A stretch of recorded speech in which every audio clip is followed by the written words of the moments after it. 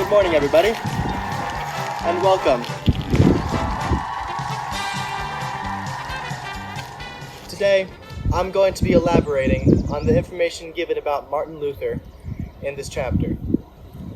I believe the small section given to this topic doesn't do justice to the massive effect the Protestant Reformation had on Europe and the colonies of North America. Today, I'm going to be delving into the history of Martin Luther, as well as the causes and effects of the Protestant Reformation. To begin, we must learn about the catalyst of this momentous event, and that's Martin Luther. As a young man, Martin Luther studied liberal arts, as was customary in that time and in that area. He later received his master's degree, and throughout his studies, he was thoroughly exposed to the life of scholarism. Having graduated from the liberal arts school, he had opportunities to follow several different learning paths, but his father wanted him to study law. Luther pursued those studies for less than 6 months before he entered a monastery. The reason he gave for this sudden change of heart was a violent thunderstorm. He was so scared he vowed to become a monk if he lived, and he survived. Being the honest and determined young man he was, he stuck through it and continued in his monastic life.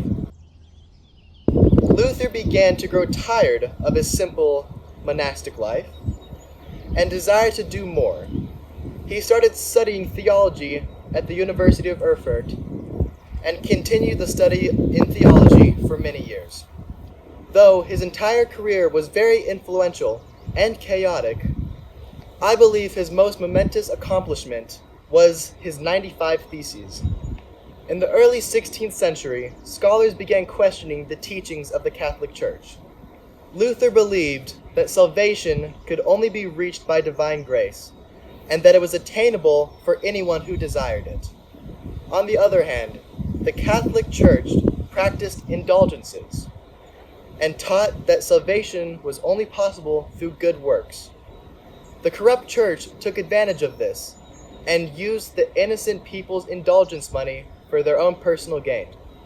Martin Luther was appalled at hearing this and decided to write his 95 Theses. The 95 Theses were a list of items pertaining to potential problems with the system. Luther did not intend to challenge the authority of the church, but just to spark debate. And spark debate it did. It rapidly spread all over Europe. The church, of course, did take this as a direct challenge, because people began to question their overwhelming authority. This, of course, only fanned the flames further, and the birth of the Protestant Reformation was formed. The Protestant Reformation was a religious reform that swept all over Europe and the world. It resulted in a branch of Christianity called Protestantism. People began realizing the error of the Catholic Church's teachings. Luther's objections in the 95 Theses started a chain reaction of people proposing new ideas and denouncing the Catholic faith. Because the Church had held such tremendous power for so long, the effects of the Reformation were heightened, and those effects you can still see today. With the decline of the papacy, the chokehold the Catholic Church had on Europe was loosened. This new freedom opened the doorway to the development of modern democracy. These new, forward-thinking ideals improved the life of every person that embraced them, and that trend hasn't ceased till this day. I think that's something we should all be very grateful for. Without Martin Luther and the Protestant Reformation, we don't know how life would be, but it would most likely be much worse than it is now. Thanks for having me on the show, guys. I'll see you later. Have a great evening. Good night.